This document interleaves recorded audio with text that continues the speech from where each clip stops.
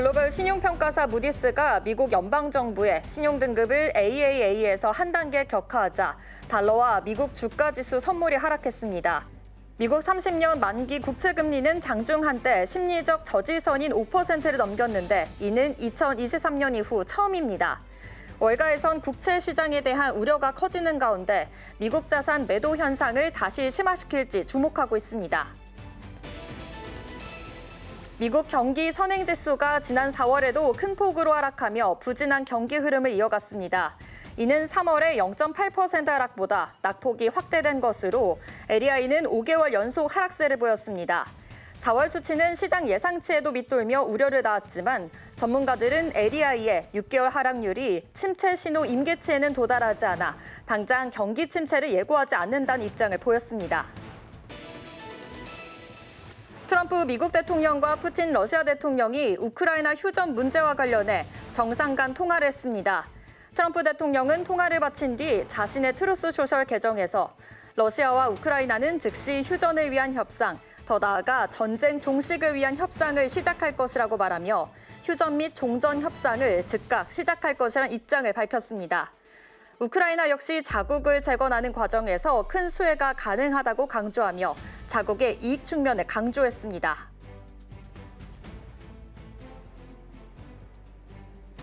밤사이 뉴욕 증시에서 있었던 일 쉽고 빠르게 전해드리겠습니다. 안녕하세요. 글로벌 증시 와이드 진행의 이연아입니다. 간밤 미국 30년물 국채금리가 5%까지 치솟았습니다.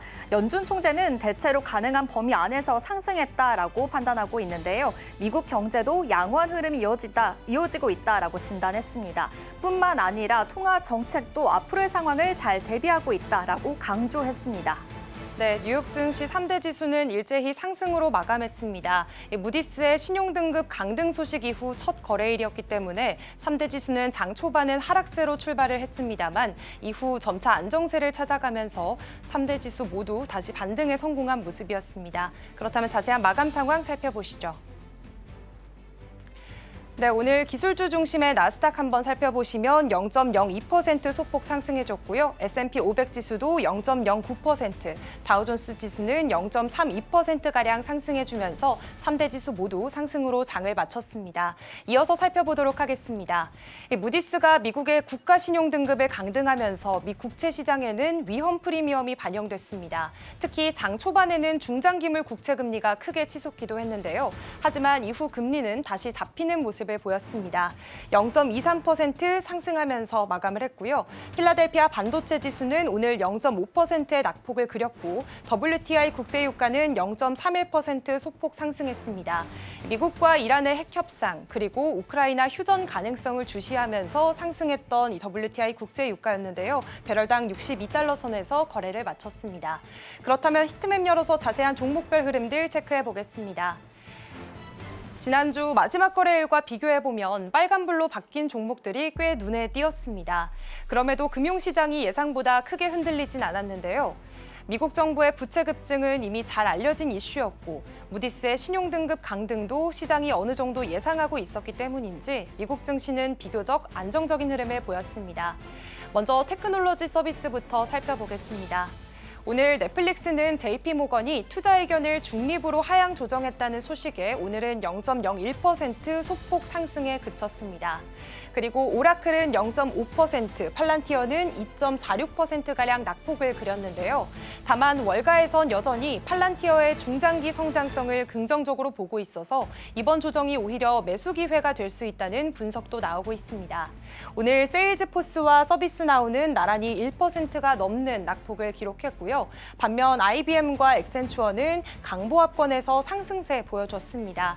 또 ADP와 크라우드스트라이크 홀딩스도 나란히 1% 이상 상승해주면서 장을 마감했습니다. 이어서 다른 섹터들도 함께 살펴보시죠. 다음으로는 전자기술주 흐름 한번 체크해 보겠습니다. 오늘 브로드컴 그리고 시스코, 퀄컴까지 모두 강보합권에서 흐름을 보였습니다. 또 퀄컴 같은 경우에는 엔비디아 칩과 호환되는 데이터 센서용 프로세서를 개발하겠다라고 밝히면서 초록불을 지켜냈는데요. 오늘 GE 에어로스페이스와 RTX도 나란히 1%가 넘는 오름세를 기록했습니다. 반면 AMD의 경우에는 낙폭이 좀 큽니다. 2%가량 밀린 모습이고요. 또 인텔의 경우에도 오늘 1.3% 빠진 모습이었습니다. 아무래도 데이터 센터 CPU 시장을 양분해온 인텔과 AMD 입장에서는 퀄컴이 다시 시장 진입을 선언하면서 단기적으로는 주가가 좀 눌린 모습이었습니다. 다음으로 살펴보시면 오늘 금융주는 조금 혼조세를 보였습니다. 버크셔 해서웨이와 JP모건을 비롯해서 일부 종목들이 좀 빨간불을 띄웠는데요. 큰 폭은 아니지만 1% 안팎의 하락세를 보이면서 잠시 숨고르는 흐름이었습니다. 반면 비자와 마스터카드의 경우에는 0.76% 그리고 0.54% 소폭 상승해줬습니다. 다음으로는 의료기술 섹터 살펴보겠습니다. 오늘 의료기술 섹터는 대장주인 일라이릴리가 0.3%가량 하락하긴 했지만 그래도 존슨앤존슨, 에브비, 에보트가 모두 강보합권의 흐름에서 선방을 해줬고요. 특히 머크 같은 경우에는 1.5%가량의 상승세 보여주면서 안정적인 모습을 보여줬습니다. 또 현재 화면에는 보이지 않지만 이날 가장 눈에 띄는 상승을 보인 종목은 바로 노바백스였습니다. 미국 FDA가 자사의 단백질 기반 코로나19 백신을 승인하면서 주가가 15%나 급등했는데요.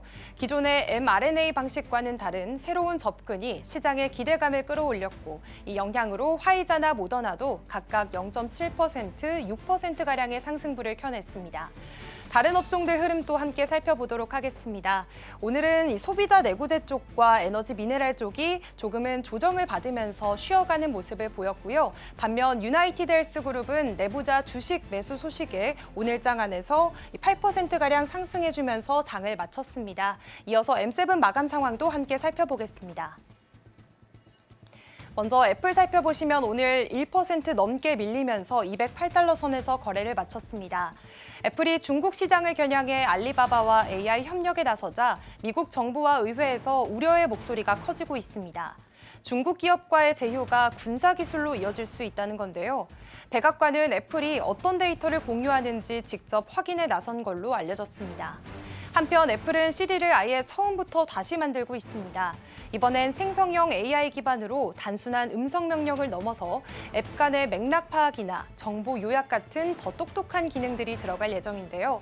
유럽에선 디지털 시장법 적용으로 시리를 기본 음성 비서에서 뺄 수 있게 되면서 애플의 AI 전략도 큰 변화를 맞을 것으로 보입니다. 엔비디아 오늘 0.13% 막판에 반등해주는 모습이었습니다. 엔비디아는 빅테크 의존도를 줄이면서 글로벌 AI 생태계를 빠르게 확장해 나가고 있습니다. 최근엔 사우디의 AI 기업 휴메인과 수십억 달러 규모의 반도체 공급 계약을 체결했고 이어서 대만에는 자체 AI 슈퍼컴퓨터를 구축하겠다고 발표했는데요. 폭스콘, TSMC 그리고 대만 정부와 협력해 칩부터 시스템까지 전 과정을 현지에서 처리하겠다는 전략입니다. 또 하나 주목되는 건 NV링크 퓨전이라는 새로운 기술입니다. 이 기술을 활용하면 엔비디아 칩뿐만 아니라 다른 CPU나 주문형 반도체와도 자유롭게 연결을 할 수 있어서 AI 인프라를 훨씬 더 유연하고 강력하게 만들 수 있을 것으로 기대됩니다. 마이크로소프트 1%가량 오늘 장안에서 상승세 보였습니다. 마이크로소프트가 일론 머스크의 AI 기업 xAI가 만든 그록3와 그록3 미니를 자사 클라우드 플랫폼인 애저에 탑재한다고 밝혔습니다. 이번 발표는 빌드 2025 행사에서 나왔고요. 이로써 애저에서 사용할 수 있는 AI 모델 수는 1,900개를 넘어섰습니다. 마이크로소프트는 오픈 AI에 대한 의존도를 점점 줄이면서 미스트랄, 블랙 포레스트 랩스 같은 다양한 AI 기업과 협업을 넓혀가고 있는데요. 여기에 더해 한층 똑똑해진 기터브 코파일럿과 기업용 맞춤형 AI 플랫폼 애저 파운드리도 공개하면서 AI 생태계 확장에 속도를 내고 있습니다. 아마존 0.28% 소폭 상승해주면서 장을 마쳤고요. 이어서 살펴보도록 하겠습니다. 다음으로 알파벳은 오늘 0.21%가량 상승해주면서 166달러 선에서 거래를 마쳤습니다. 구글이 오는 20일부터 이틀간 열리는 연례 개발자 행사 I/O 2025에서 차세대 AI 모델인 제미나이 울트라의 업그레이드 버전을 공개할 것으로 보입니다. 또 새로운 유료 요금제와 함께 프로젝트 아스트라와 마리너라는 AI 에이전트도 소개될 가능성이 큰데요. 이번 행사에서 구글 검색 기능의 변화도 관심을 모으고 있습니다. 메타 플랫폼스 0.01% 소폭 상승에 그쳤고요. 테슬라는 오늘 2%가량 좀 빠지는 모습을 보였습니다. 테슬라는 중국 주간 판매 지표 발표를 앞두고 실적에 대한 우려가 커지면서 주가가 하락했습니다. 여기에 일론 머스크의 xAI가 미국 테네시주에 세운 데이터 센터가 가스 터빈에서 나오는 공해 문제로 현지 주민들의 강한 반발을 사고 있는데요. 환경단체는 허가 없이 터빈을 가동하고 있다며 건강 피해 우려를 제기하고 있습니다. 한편 샤오미는 테슬라 모델 Y를 겨냥한 전기 SUV를 이번 주 공개할 예정이기 때문에 전기차 시장 경쟁은 더 치열해질 것으로 보입니다. 다음으로는 글로벌 주요 이슈들 살펴보겠습니다. 도널드 트럼프 대통령이 추진 중인 대규모 감세 법안이 현지 시간 18일 미국 하원 예산위원회를 가까스로 통과했습니다. 찬성 17표, 반대 16표로 통과된 이번 법안은 개인소득세와 법인세 인하, 자녀 세액공제 확대 등이 핵심 내용입니다. 하지만 공화당 내 보수파 의원들은 메디케이드 예산 축소와 친환경 에너지 세제 혜택 조정 등을 요구하며 여전히 강경한 입장을 고수하고 있어 본회의 통과까지는 난항이 예상됩니다. 민주당도 저소득층 복지 축소에 강하게 반발하고 있으며 이 법안이 통과될 경우 향후 10년간 미국의 부채가 3조 달러 이상 늘어날 수 있다는 우려도 제기됐습니다. 공화당 지도부는 이번 주 안에 하원 본회의 상정을 목표로 조율을 이어갈 계획입니다. 도널드 트럼프 미국 대통령과 블라디미르 푸틴 러시아 대통령이 현지 시간 19일 2시간 넘게 전화통화를 갖고 우크라이나 전쟁의 휴전과 종전을 위한 협상이 즉시 시작될 것이라고 밝혔습니다. 트럼프 대통령은 자신의 SNS를 통해 러시아와 우크라이나는 협상을 시작할 준비가 됐다며 이번 전쟁이 끝나면 양국 모두 무역을 통해 경제적 기회를 얻을 수 있을 것이라고 말했습니다. 푸틴 대통령 역시 통화 직후 대화가 매우 솔직하고 유익했다며 러시아가 우크라이나의 평화협정 윤곽을 담은 각서를 제안할 것이라고 전했습니다. 각서에는 휴전 일정과 위기 해결 원칙 등이 담길 수 있다고 설명했는데요. 이번 통화는 트럼프 대통령 취임 이후 공개된 세 번째 미러 정상 간 통화이며 유럽 주요국과 바티칸도 협상 중재에 관심을 보이고 있는 것으로 알려졌습니다. 지금까지 글로벌 시황과 이슈 전해드렸습니다.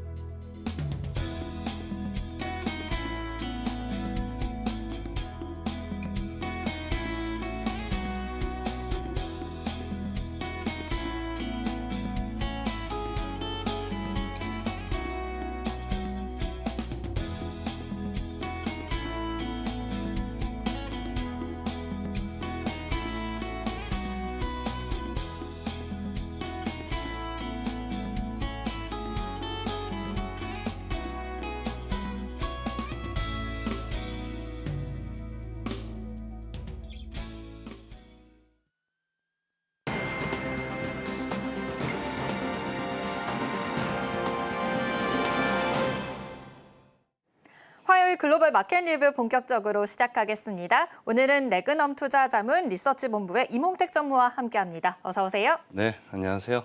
네, 오늘 전문의와 함께 만나볼 헤드라인부터 바로 살펴보겠습니다. 미 국채 시장 리스크 요인 점검입니다. 간밤 미국에서는 30년 국채금리가 5%까지 상승하기도 했습니다. 아무래도 무디스가 신용 등급을 강등을 하면서 지금 국채에 대해서는 의구심을 가질 수밖에 없는 그런 상황인데요. 시장 리스크에 대한 자세한 사항들 좀 점검을 해보겠습니다. 일단 간밤 뉴욕 증시부터 좀 체크를 해봐야겠죠. 신용 등급 강등으로 인해서 좀 낙폭이 많으려나 싶었는데 약세로 출발은 했지만 그래도 막판으로 갈수록 낙폭을 좀 만회를 하는 모습이었습니다. 간밤 뉴욕 증시 어떻게 보셨을까요? 지난주에 말씀드릴 때 이제 단기적으로 주가 200의 이평선 돌파하고 네. 추가 상승 가능하도록 말씀드렸지만 이제 변동성 요인이 앞으로 있을 거라고 좀 네. 말씀드렸습니다. 사실은 이제 그 중에 하나가 좀 나왔다라고 볼 수가 있는데요. 그 무디스 강등, 즉 미국의 신용 등급 강등 이번이 처음은 아닙니다. 네. 아시겠지만 2011년에 S&P가 최초로 강등을 갖다가 했고요. 그 다음에 이제 피치가 2023년에 강등을 했을 때는 시장 반응이 그렇게 크지 않았습니다. 그리고 이번에는 사실 그 신용 등급 강등 때문이 아니고 짧은 기간에 주가가 급반등을 갖다 했고요. 그리고 현재 12개월 포워드 기준으로 S&P 500이 주가 수익 비율이 한 20.5배 정도 됩니다. 그래서 이제 어느 정도 좀 밸류에이션이 올라온 상태에서 차익 실현 효과가 있지 않을까라는 측면에서 이제 좀 변동성 요인이 되지 않을까라고 좀 걱정을 갖다 했던 건데요. 근데 이제 다행히 바이더딥, 즉 저가 매수가 들어오면서 이러한 현상을 갖다가 좀 우려를 부식을 시켰습니다. 네, 아무래도 좀 여태까지 올랐던 상승 여력이 있었기 때문에 차익 실현에 대한 모멘텀이 있었다라고도 말씀을 해주셨고요. 그래도 이번에는 좀 세 번째 강등이었던 만큼 시장에서는 크게 반응하지 않은 것으로 포착이 되고 있습니다. 지금 상황에서는 또 물가도 살펴보지 않을 수가 없을 것 같은데요. 지난주 유가 하락으로 인해서 그래도 물가 안정화에 좀 더 기여를 하고 있다라는 이런 말씀도 해주셨는데 이 물가 완충 역할에 대해서는 간단하게 또 분석을 해주신다면서요? 예, 그 지금 보시는 것처럼 PCE하고 CPI 모두 안정세를 갖다 유지를 갖다 하고 있습니다. 그리고 네. PPI도 예상외로 낮게 나와서 지금 이게 뭔가라고 좀 생각을 하고 계실 텐데요. 지금 오른쪽 차트 보시면은 CPI가 지금 안정세를 유지를 하고 있는데 일단 그 상품 같은 경우는 CPI나 PPI 모두 좀 상승을 갖다 하고 있는 모습을 보실 수가 있습니다. 하지만 그 전체에서 물가 지수에서 차지하는 비중 한 70에서 75% 정도가 서비스 물가가 차지를 하고 있습니다. 지금 오른쪽 보시는 바와 같이 그 핵심 서비스 물가들은 다 하락을 갖다 하고 있는 중이기 때문에 유가는 유가에 의한 안정세가 어떻게 보면 실현이 되고 있다라고 보실 수가 있습니다. 그리고 다음으로 이제 그 소매 판매하고 생산자 물가 지표 발표된 거 간단하게 분석을 해드릴 텐데요. 소매 판매 같은 경우는 일단 3월에 자동차 선구매에 따른 수요 둔화가 있었습니다. 그리고 가솔린 가격 하락이 있었는데요. 가솔린 가격 하락은 소매 판매가 둔화되었다라고는 하지만 가솔린 가격은 소매 판매가 둔화되었다라고는 하지만 네. 그 대신에 다른 데 지출할 수 있는 여력을 갖다 확보한다라는 측면에서 사실은 이게 나쁜 거는 아닙니다. 그리고 푸드 서비스를 갖다 보시면은 이거는 이제 레스토랑이나 뭐 이런 데서 소비를 하는 거거든요. 이런 경우는 아마 경기 소비재 성격으로 보실 수가 있을 것입니다. 이게 1.2%나 증가를 갖다 했다는 것은 아무래도 소매 판매가 둔화가 되기는 했지만 그 내용을 보면 양호하다라고 이렇게 보실 수가 있고요. 이제 오른쪽에 PPI 물가를 갖다가 좀 본격적으로 분석을 했는데 최종 수요 상품을 갖다 보시면 아시겠지만 에너지가 2월, 3월, 4월에 걸쳐서 계속해서 하락을 하고 있는 것을 네. 보실 수가 있습니다. 그리고 또 하나 최종 수요 서비스는 아무래도 이 무역 쪽에서 이제 무역 가격이 좀 하락을 했는데 선구매로 이렇게 땡긴 부분 그런 부분들에서 이 수요가 좀 둔화를 갖다가 하면서 관세 부분을 갖다 기업이 일부 흡수한 것으로 추정이 되면서 이렇게 하락세를 갖다 보였다라고 보실 수가 있습니다. 그래서 물가는 현재까지는 뭐 대체로 안정세를 보이고 있다. 네. 그리고 트럼프 대통령의 유가 하락 전략이 좀 먹히고 있다. 근데 이제 문제는 관세가 좀 본격화되면 아무래도 그 영향은 좀 있겠죠. 이제 거기에 대해서 좀 좀 시장이 좀 놀라면서 변동성 요인이 될 수 있을 텐데 이때는 너무 겁먹지 마시고요. 예, 이 저가 매수라든지 아니면 뒤에 말씀드리겠지만 리밸런싱의 기회로 좀 활용을 하셨으면 좋겠습니다. 네. 지금 경제 지표에서도 살펴봤듯이 그래도 이 물가 상승률이 크지 않기 때문에 좀 이런 점은 긍정적으로 해석을 해봐도 될 것 같다라고도 말씀을 해주셨는데요. 또 간밤에는 트럼프 대통령이 러시아 대통령과 또 2시간 동안 또 통화를 했잖아요. 그러면서 휴전에 대한 협상이 시작이 될 것이다라는 긍정적인 해석이 나오면서 유가가 또 다소 떨어지기도 했습니다. 유가가 또 안정이 되면 물가 안정까지 이어질 수 있는 모멘텀이 있기 때문에 이 점도 참고해 보시면 좋을 것 같습니다. 그렇다면 무디스 이야기를 조금 더 해봐야 될 것 같습니다. 이 강등을 했지만 좀 앞으로 이 시장 상황에서는 크게 충격을 받지 않은 것을 확인해 본다면 앞으로의 시장에서는 이러한 영향이 그래도 충격은 빠르게 흡수하게 됐고 좀 앞으로는 그래도 나쁘지 않게 받아들여야 된다 이렇게 보시는 걸까요? 네, 일단 시장의 관심은 신용 등급 강등보다 네. 이제 과연 미 국채 수급이 어떻게 될까? 제대로 소화할 수 있을까? 이제 요거에 초점이 맞춰진다고 보시면 될 것 같습니다. 지금 우측 차트가 네. 미국의 이 의회 예산국에서 추정하는 재정 적자 추이입니다. 네. 2035년까지 이제 향후 10년간을 추정을 했는데요. 지금 보시는 바와 같이 2033년까지 계속해서 재정 적자 비율도 증가를 하고 절대 규모도 증가를 하는 것으로 나타나고 있습니다. 지난번에 말씀드렸던 것처럼 이 재정 적자분을 어떻게 메꾸는 과정이 과연 순조로운가 아닌가에 따라서 달러화 여부하고 주식시장의 강세 또는 조정 여부가 달려있다고 할 수 있겠죠. 조금 더 자세하게 보시면 자 그러면 지금 이 미국채 수급이 예를 들어서 중국이 미국채를 갖다 매도를 한다 이런 얘기들이 많았었잖아요. 근데 지금 좌측 차트에서 보시는 것처럼 중국이 회색선인데 이 중국의 미국채 보유량은 지속적으로 줄어들고 있는 게 맞습니다. 하지만 반면에 영국이 중국을 제치고 계속해서 미국채를 갖다가 매수하면서 2위국으로 등극을 했어요. 그리고 우측 차트에서 이제 최근 3개월간 추이를 갖다 보시면은 프랑스라든지 캐나다 이런 미국의 우방국들이 계속해서 미국의 국채 보유량을 갖다 늘려 나가고 있습니다.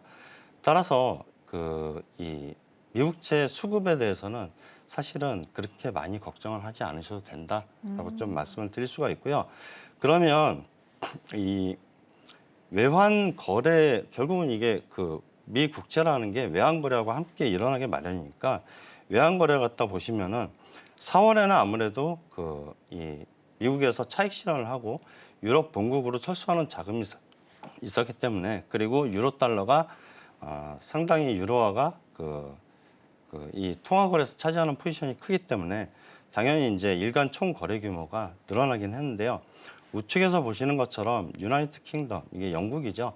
영국의 외환 거래 규모가 상당히 큽니다. 따라서 영국이 예전에 파운드화를 갖다 기축 통화로 해서 해가지지 않는 나라를 갖다 만들었던 그런 전력이 있기 때문에 영국이 미국 국채를 갖다가 계속해서 매수를 한다는 건 상당히 의미가 있다라고 좀 보일 수가 있습니다.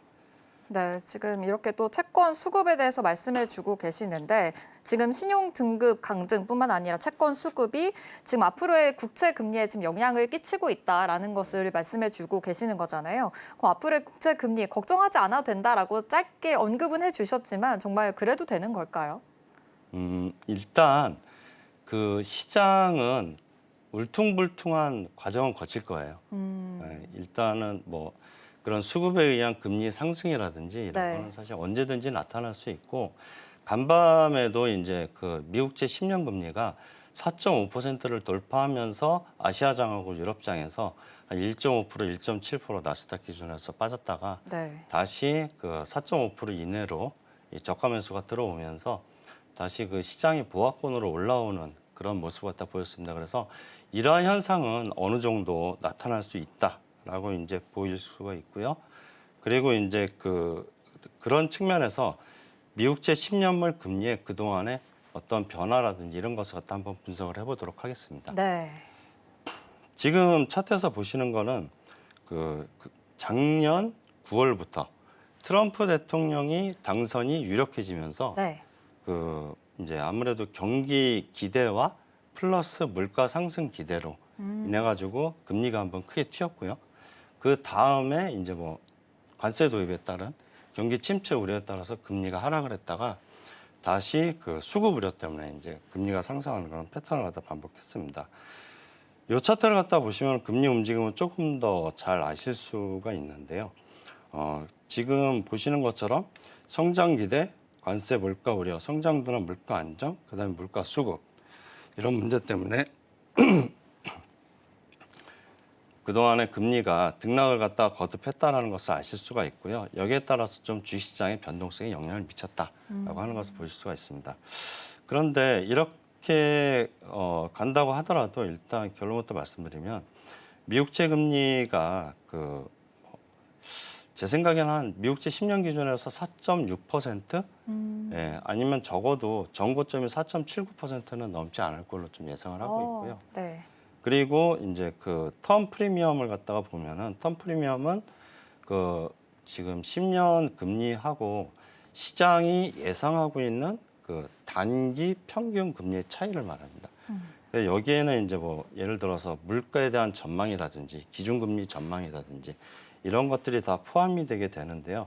텀 프리미엄이 이제 쭉 4.79%일 때 상승을 갖다 했다가 최근에 줄어들었다가 약간 상승 중인 것을 갖다 보실 수가 있습니다. 그래가지고 텀 프리미엄이 아직은 뭐 급등한 상황은 아니기 때문에 예, 현재 상태에서는 일단 어제 그 미국장에서 저가 매수가 들어오는데 좀 의미를 둘 수 있다. 볼 수가 있습니다. 네, 지금 말씀해 주신 대로 4.7%는 넘지 않을 것으로 보고 있다라는 분석도 해주셨는데 지금 아무래도 트럼프 대통령이 국채에 대해서 계속해서 신경을 쓰고 있고 금리를 내리기 위해서 지금 또 여러 가지 시도를 하고 있는 만큼 이 점도 참고해서 분석해 보시면 좋을 것 같습니다. 트럼프 대통령이 또 이 감세 공약도 내놨잖아요. 지금 발의된 세제 법안이 사실은 지난주에는 공화당이 반대로 인해서 좀 부결이 됐었는데 다시 공화당이 한 발 물러서면서 가결이 된 상황입니다. 이번 주에 본회의 표결이 또 있을 예정이거든요. 그렇다면 지금 예산 지출에 대해서도 영향을 끼칠 것 같고 지금 금융시장의 앞으로의 영향이 굉장히 크게 다가올 것 같습니다. 이 감세 법안에 대해서 어떻게 보고 계실까요? 감세 법안은 아무래도 지금 17대 16으로 주말 사이에 통과가 되지 않았습니까? 네. 그래서 어떻게든 좀 밀어붙여서 그 통과를 갖다가 시킬 것 같습니다. 근데 이제 문제는 이 부채 한도를 갖다 상향을 시켰으니까 네. 그 부분에 대해서 어떻게 이제 채울 것인가가 문제가 되겠죠. 그래서 요거하고 더불어서 지금 이 부채 한도 협상을 하는 와중에 재무부가 따로 예산을 갖다 충당을 할 수가 없잖아요. 네. 그래서 이제 그 TGA라고 해서 그 재무부의 이 어카운트 잔고가 있습니다. 여기에서 지출을 하는 중입니다. 그래서 이제 3분기에 좀 리스크 요인 중에 하나로 이 유동성에 대해서 좀 분석을 할 필요가 있습니다. 그래서 지금 3분기 유동성 갖다 보시면은 현재로서는 2025년 2월하고 3월을 갖다 보시면은요. 그 재무부 잔고가 지금 줄어들고 있는 걸 갖다 보실 수가 있죠. 네. 예, 그리고 이제 물론 이 재무부 잔고가 계속해서 줄어드는 것은 아니고 이제 뭐 세입이 들어온다든지 하면은 거기에 따라서 이제 뭐 좀 보합세를 갖다 보일 수도 있는데요.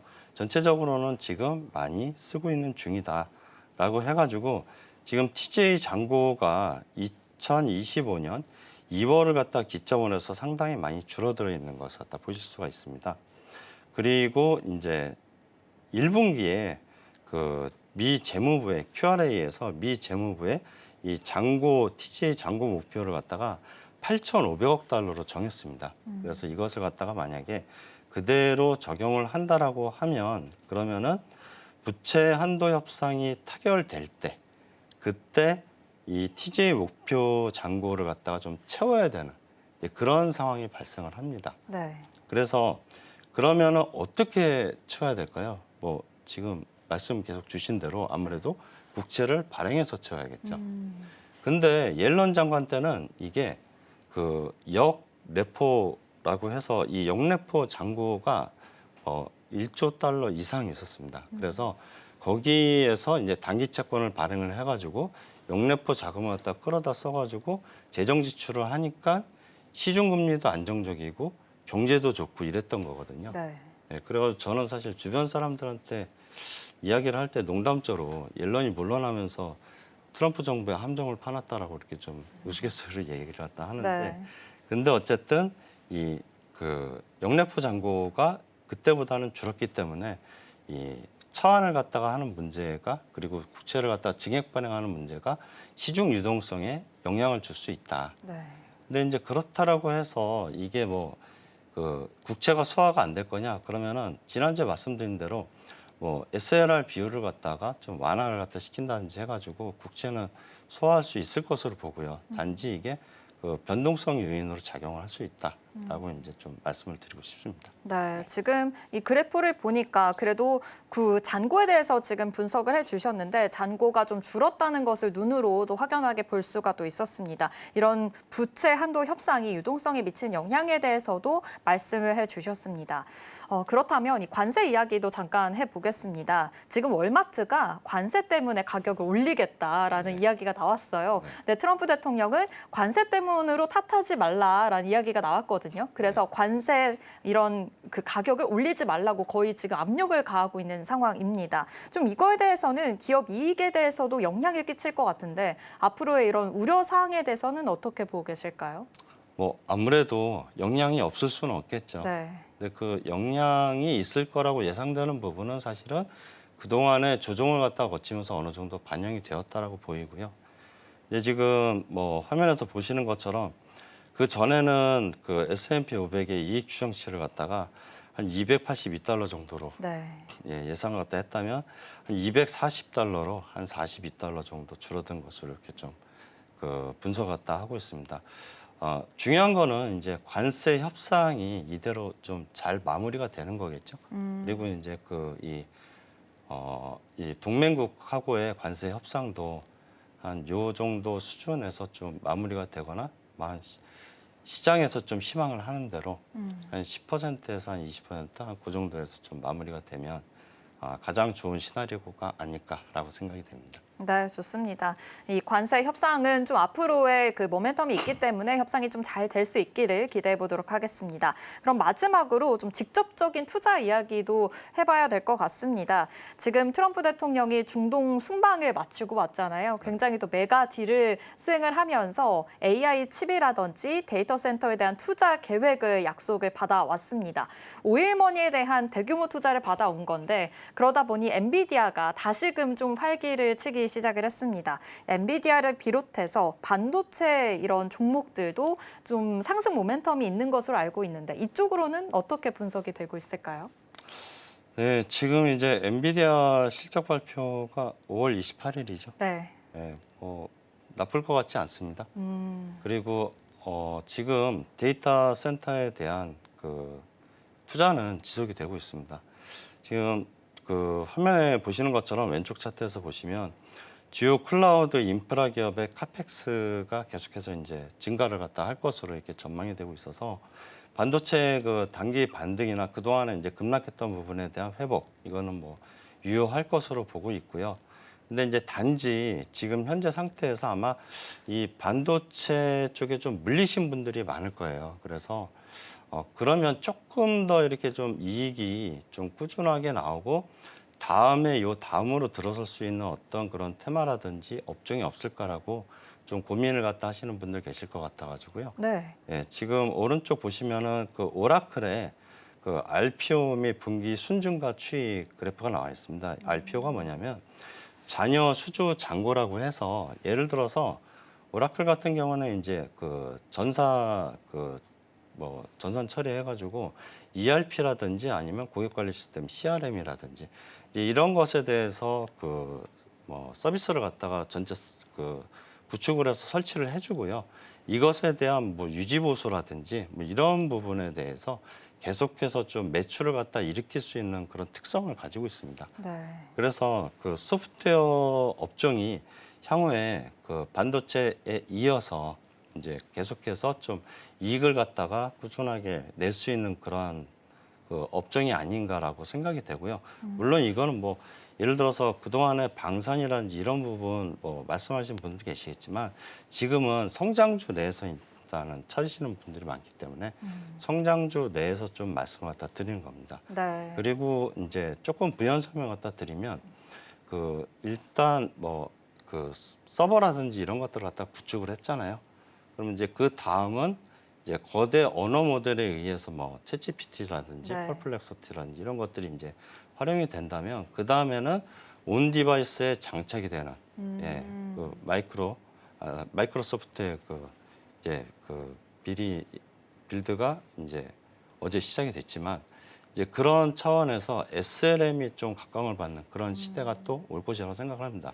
이러한 좀 중장기 전망까지 더해진다라고 하면 그러면 소프트웨어에 좀 관심을 가지시거나 반도체에 이렇게 좀 한쪽으로 포트폴리오가 편중되어 계신 분들은 소프트웨어하고 좀 같이 나눠서 투자를 하시면 좋을 것 같습니다. 네, 역시나 이 성장주에 대한 기대감을 더욱더 주셨는데요. 그 안에서도 반도체 안에서도 이 소프트웨어 쪽으로도 더 기대감 가져보시면 좋을 것 같다. 투자 아이디어까지 얻어가 보시면 좋을 것 같습니다.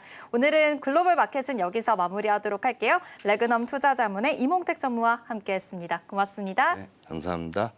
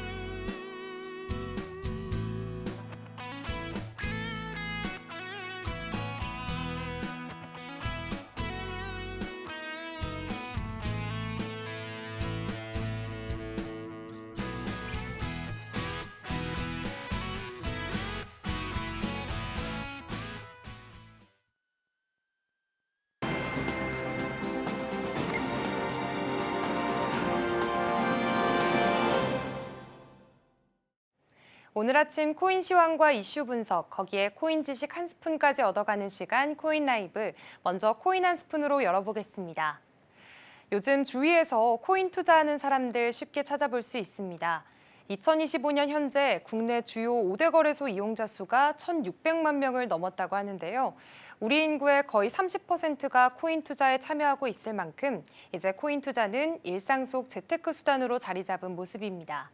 그래서 오늘은요, 국내에서 할 수 있는 코인 투자 방법 어떻게 시작하면 좋을지 하나씩 천천히 짚어드리겠습니다. 먼저 우리가 주식 투자할 때 증권사 계좌부터 만들잖아요. 코인 투자도 비슷합니다. 가상자산 거래소에 가입해서 시작해야 하는데요. 우리나라에서는 업비트, 빗썸, 코인원, 코빅 같은 거래소들이 대표적입니다.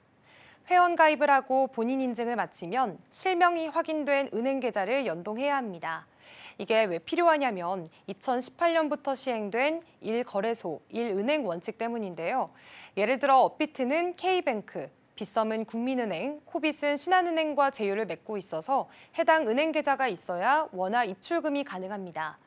조금 번거롭게 느껴질 수도 있는데 이런 절차는 투자자의 실명을 확인하고 자금 세탁을 막기 위한 조치입니다. 2021년에 특정 금융정보법이 시행이 되면서 거래소들이 이런 시스템을 갖추게 된 건데요. 최근엔 정치권에서 이 규제를 완화하자는 얘기도 나오고 있습니다.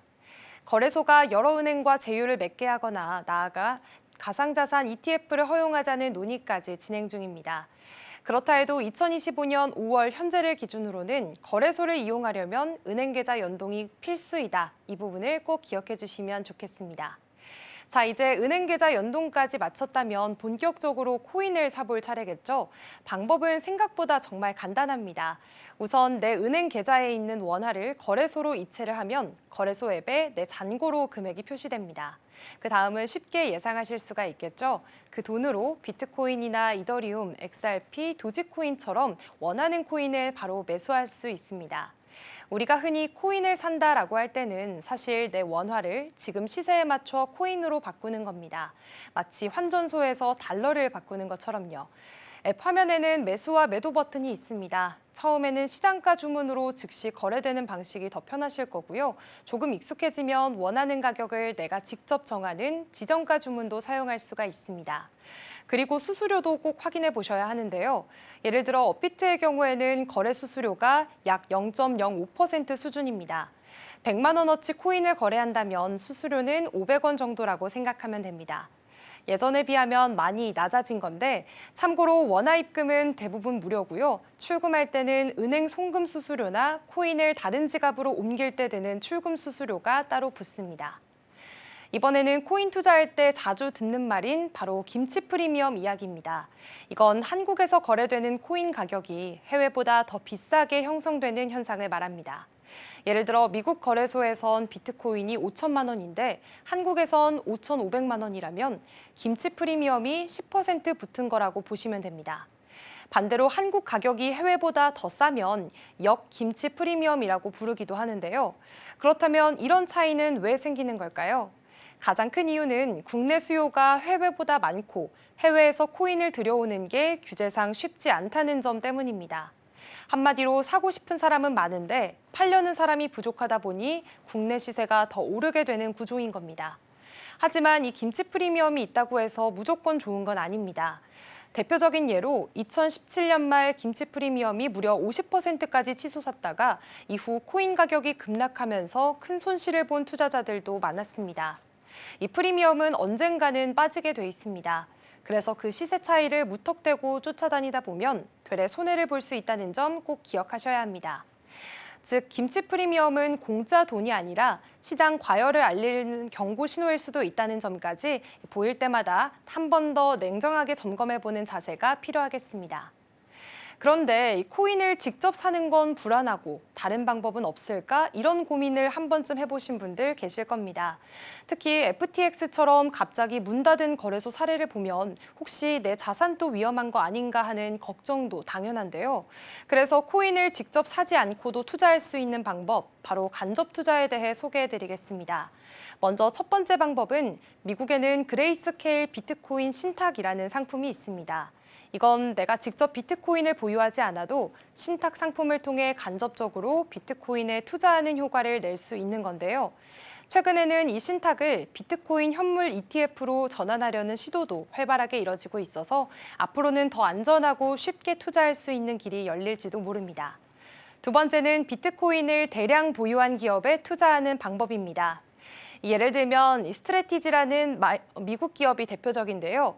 이 회사는 무려 비트코인 55만 개 이상을 보유하고 있습니다. 사실상 비트코인 ETF처럼 움직이는 기업이기 때문에 주가도 코인 시세에 따라 크게 오르락 내리락 합니다. 그리고 세 번째, 비트코인 채굴업체에 투자하는 방법도 있는데요. 미국의 마라톤 디지털, 라이어 플랫폼스 같은 상장사들이 여기에 해당됩니다. 비트코인 가격이 오르면 채굴 수익도 늘어나고 그만큼 이들 기업의 주가도 같이 오르는 구조입니다. 다만 채굴 원가나 전기료, 규제 이슈 같은 변수도 영향을 줄 수 있기 때문에 이런 부분은 별도로 꼭 체크를 하셔야 합니다. 이처럼 간접 투자 방식은 거래소 해킹이나 파산 같은 직접적인 리스크는 피할 수 있다는 장점이 있지만 대신 주식이기 때문에 기업의 경영 상황이나 시장 여건에 따라 또 다른 위험도 따를 수 있다는 점까지 꼭 함께 고려해 보셔야겠습니다. 이제 마지막으로 정리를 한번 해보도록 하겠습니다. 오늘 함께 알아본 국내 코인 투자 방법 핵심만 쏙쏙 다시 짚어드리면요. 첫 번째, 거래소 가입과 은행 계좌 연동은 필수입니다. 꼭 본인 명의의 계좌를 연결해서 안전하게 원화 입출금을 해야 한다는 점 기억해 두시고요. 두 번째, 거래는 모바일 앱으로 간편하게 할 수 있지만 처음부터 너무 자주 사고 팔거나 시세에 휘둘리기보다는 소액부터 천천히 시장에 익숙해지는 것부터 시작해보는 게 좋겠습니다. 셋째는 김치 프리미엄, 흔히 김프라고 부르기도 하는데요.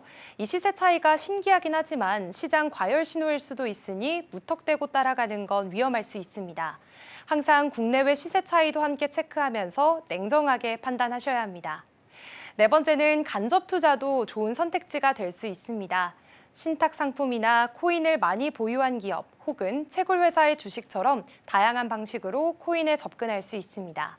그리고 마지막으로는 항상 여유 자금으로 분산 투자하는 습관, 코인도 마찬가지입니다. 한 방을 노리기보다는 꾸준하고 길게 가는 게 결국 가장 현명한 투자라는 거 꼭 잊지 마시길 바랍니다. 그렇다면 계속해서 현재 코인 시황도 살펴보겠습니다. 먼저 3대 암호화폐 시장인데요. 오늘 비트코인은 0.59% 올라주면서 10만 5천 달러 선에서 거래가 되고 있습니다. 이더리움의 경우에는 3% 넘게 좀 급등해주면서 2,500달러 선을 다시 회복한 모습 살펴보실 수가 있겠고요. XRP는 0.75% 하락했습니다. 2.37달러 선에서 거래가 되면서 과연 2.5달러 지지선을 다시 넘길 수 있을지도 주목이 쏠리고 있습니다. 이어서 주요 8가지 알트코인도 살펴보겠습니다. 오늘 알트코인은 전반적인 하락세가 보여지고 있습니다. 솔라나와 도지코인 나란히 4%가 넘는 하락세 보여주고 있고요. 에이다는 3% 가까운 낙폭 그리면서 1,000원 선을 겨우 지나가고 있는 모습입니다. 체인링크 1.43% 하락했고요. 이어서 살펴보도록 하겠습니다. 다음으로 스위코인 그리고 스텔라루멘도 3% 그런 낙폭을 보여주고 있습니다. 아발란체도 4%가량의 좀 큰 낙폭을 그리면서 3만 1,000원 선 지나가고 있고요. 시바이누도 오늘은 3.6%가량 떨어진 모습으로 현재장 지나가고 있습니다. 다음으로 오늘 아침 빼놓을 수 없는 암호화폐 이슈 소식 전해드리겠습니다. 암호화폐 XRP가 최근 매도 압력에 직면하며 2달러 지지선 재테스트 가능성이 제기됐습니다. 현지 시간 5월 19일 암호화폐 전문 매체 핀볼드는 XRP가 기술적 분석상 하락 반전 신호인 헤드앤숄더 패턴을 보이고 있다고 전했습니다. 현재 XRP는 1일 기준 0.3% 하락해 2.36달러에서 거래가 되고 있으며 7일간 누적 하락률은 6.6%에 달합니다. 트레이딩 전문가 알리 마르티네즈는 넥라인이 2.3달러 부근에 형성돼 있다고 분석했으며 이 지지선이 무너질 경우 2달러까지 급락할 수 있다고 경고했습니다. 반면 해당 지점에서 반등에 성공하면 2.61달러, 이후 심리적 저항선인 3.1달러까지 상승할 수 있다는 분석도 나왔습니다. 현재 XRP는 50일 및 200일 이동평균선 위에서 거래되고 있어 기술적으로는 강세 영역에 머물고 있으나 리플의 ETF 기대감이나 선물 상장 같은 호재에도 시장 반응은 제한적인 모습입니다. 또한 리플이 곧 10억 XRP를 에스크로에서 언락할 예정이어서 단기적으로 추가 변동성이 예상됩니다. 2021년 암호화폐 시장 붕괴를 정확히 예측했던 트레이더 데이브 더 웨이브가 비트코인이 사상 최고가에 도달하기 전 한 차례 조정을 겪을 수 있다고 전망했습니다.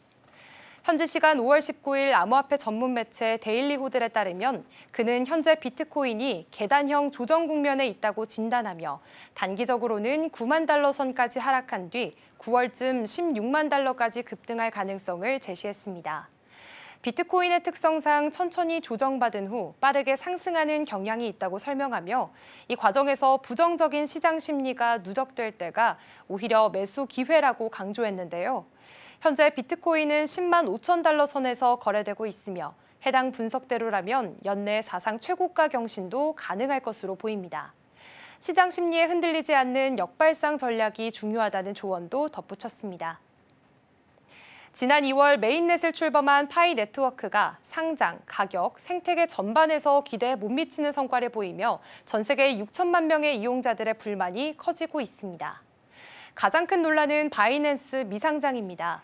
커뮤니티 투표에서 86%가 상장을 지지했지만 현재까지 바이낸스와 코인베이스 모두 파이를 상장하지 않았습니다.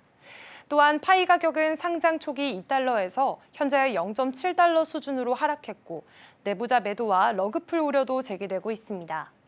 1억 달러 규모의 스타트업 펀드는 불확실한 상태고 출시를 약속한 100개의 디앱도 대부분 공개되지 않았습니다. 여기에 로드맵의 구체성 부족, KYC 지연, 토큰 마이그레이션 문제까지 겹치며 커뮤니티의 신뢰 회복이 파이 네트워크의 당면 과제로 떠오르고 있습니다. 도지코인이 이번 주 약 1억 개에 달하는 토큰 잠금 해제를 앞두고 있어 시장의 단기 변동성 우려가 커지고 있습니다. 현지 시간 5월 19일 암호화폐 전문 매체 유투데이는 이번 해제 물량이 약 9,652만 도지코인, 시가 기준 2,190만 달러 규모라고 전했습니다. 최근 도지코인은 0.25달러 돌파를 시도했지만 200일 지수이동 평균선에 부딪혀 상승세가 꺾인 상태입니다. 기술적으로는 하락 삼각형 패턴이 형성되고 있고 거래량도 줄면서 추가 하락 가능성이 제기되고 있습니다. 이번 해제는 유동성을 제공해 상승 재료가 될 수 있지만 시장에서는 단기 매도세 유입 가능성이 더 클 것으로 보고 있습니다. 이와 함께 이번 주에는 니어 프로토콜, 월드코인, 수이 등 주요 알트코인의 토큰 해제도 예정돼 있어 전체 암호화폐 시장에 미치는 영향이 클 수 있다는 분석입니다. 특히 도지코인의 상징성과 대중적 영향력을 감안할 때 시장 심리에 미치는 파장은 더 클 것으로 보입니다. 지금까지 코인라이브였습니다.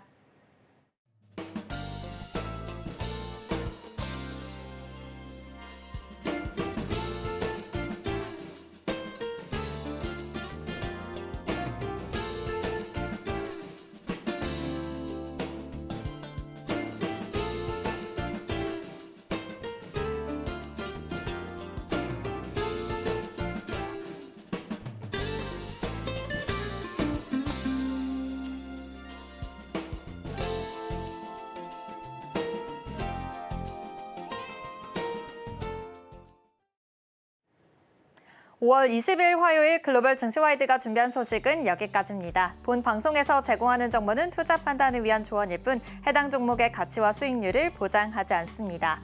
이어지는 출발 증시와이드도 많은 시청 바랍니다. 함께해 주신 여러분 고맙습니다.